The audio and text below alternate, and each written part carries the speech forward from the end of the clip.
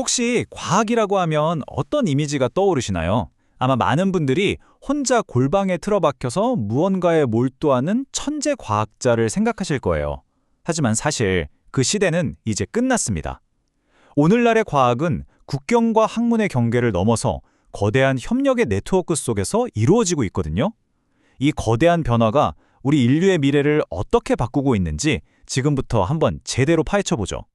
우리가 흔히 생각하는 과학자, 막 영화에 나오는 그런 모습 있잖아요. 실험실에 갇힌 외로운 천재. 근데 그거 이제 정말 옛날 이야기가 됐습니다. 왜냐하면 지금 우리가 마주한 기후변화나 팬데믹 같은 문제들은 스케일이 너무 커서 더 이상 한 사람의 힘으로는 어림도 없거든요. 이제는 전 세계가 하나의 거대한 팀처럼 촘촘하게 연결돼서 함께 움직여야만 하는 시대가 온 거죠. 자, 그럼 도대체 왜 이 밀실의 천재라는 낡은 모델이 더 이상 통하지 않게 됐는지 그 이유부터 한번 깊이 들여다볼까요? 가장 먼저 눈에 띄는 변화, 그리고 어찌 보면 가장 당연한 변화는 과학이 국경을 넘어야만 했다는 거예요. 근데 이게 왜 그렇게 필수적일까요? 왜 꼭 그래야만 했을까요? 답은 바로 이 세 가지 핵심적인 이유에 다 나와 있습니다. 첫째, 기후변화나 팬데믹 같은 문제들. 이거 어느 한 나라만 잘한다고 해결되나요? 아니죠. 국경이 없는 문제니까 전 인류가 함께 풀어야 할 숙제인 겁니다. 둘째, 각 나라가 가진 최고의 장비, 최고의 데이터를 혼자만 갖고 있으면 뭐 하겠어요? 이걸 다 합쳐서 인류 공동의 자산으로 만들어야 진짜 시너지가 나죠. 그리고 마지막으로 이게 정말 중요한데 서로 다른 생각, 다른 문화가 부딪히고 섞일 때 우리가 상상도 못했던 그런 창의적인 아이디어가 빵 하고 터져 나오는 겁니다.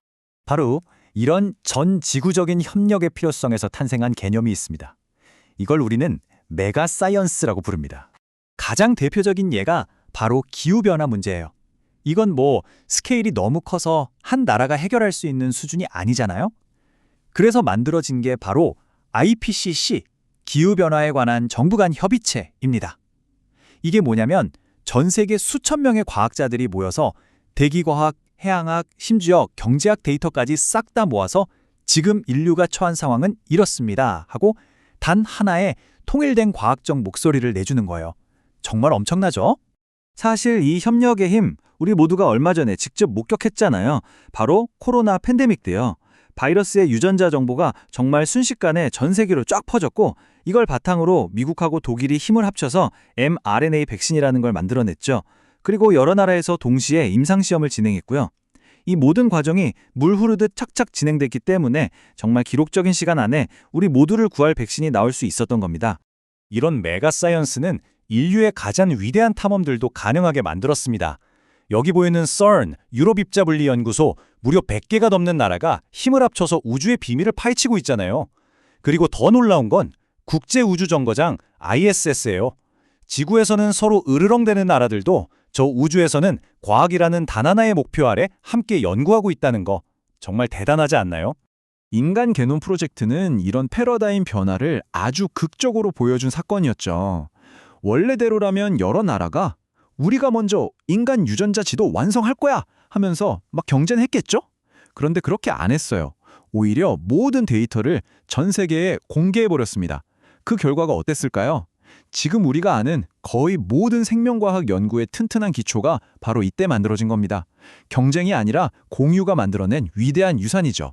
자, 이렇게 국경이라는 물리적인 벽을 넘는 데 성공했다면 이제는 다음 단계로 가야 합니다. 바로 우리 머릿속에 있는 벽, 서로 다른 학문 분야 사이에 그어진 보이지 않는 선을 지워버리는 거죠. 네, 바로 이 지점에서 융합연구라는 아주 중요한 개념이 등장합니다. 한번 자세히 알아볼까요? 융합연구라는 게 뭐냐면요. 예전에는 생물학, 공학, 사회과학 같은 분야들이 각자 자기 섬에 살았다고 생각해보세요. 그런데 이제는 그 섬들을 다리로 잇는 수준이 아니라 아예 하나의 거대한 대륙으로 합쳐버리는 거예요. 그래서 어떤 문제든 모든 전문가가 함께 달려들어서 입체적으로 해결하는 거죠. 단순히 옆 분야랑 협력하는 걸 넘어서 아예 하나로 녹아드는 겁니다. 스마트 시티를 예로 들면 이해가 쉬워요. 이건 그냥 건물 멋지게 짓는 도시공학 프로젝트가 절대 아니거든요. 마치 요리 레시피 같아요. 먼저 도시 전체를 촘촘하게 연결하는 정보통신 기술이라는 재료가 필요하고요. 여기에 효율적인 공간을 만드는 도시공학이라는 기술을 넣고 마지막으로 친환경적인 삶을 위한 환경과학이라는 양념을 더해야 비로소 지속 가능한 스마트 시티라는 멋진 요리가 완성되는 거죠. 재생에너지도 마찬가지예요. 더 좋은 태양광 패널을 만드는 레시피를 한번 볼까요?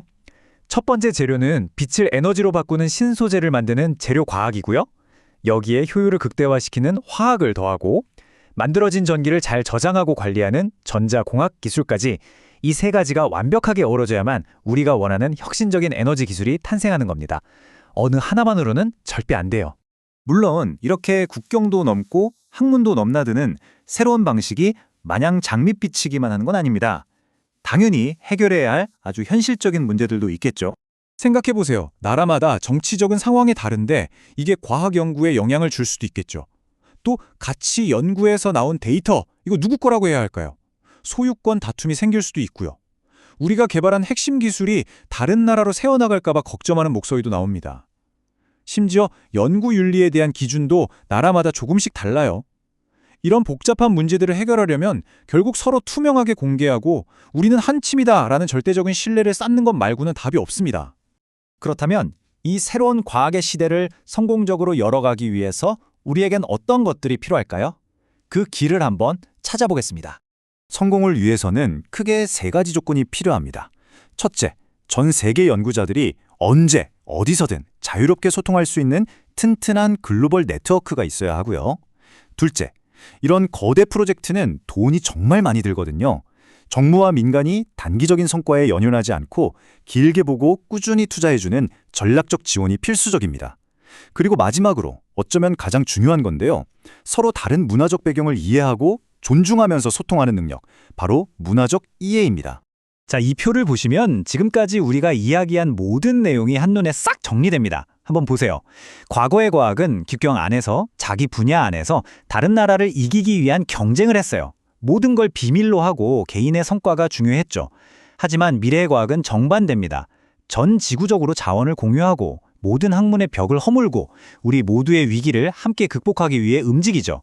그래서 핵심 가치도 개방, 신뢰, 공동책임 같은 것들로 완전히 바뀌고 있는 겁니다. 정말 거대한 패러다임의 전환이죠. 결국 핵심은 이겁니다. 우리는 더 이상 혼자 연구하는 시대에 살고 있지 않아요. 내 전문 분야를 넘어서 국경을 넘어서 전 세계와 연결되는 글로벌 시민 과학자의 시대가 이미 시작된 겁니다.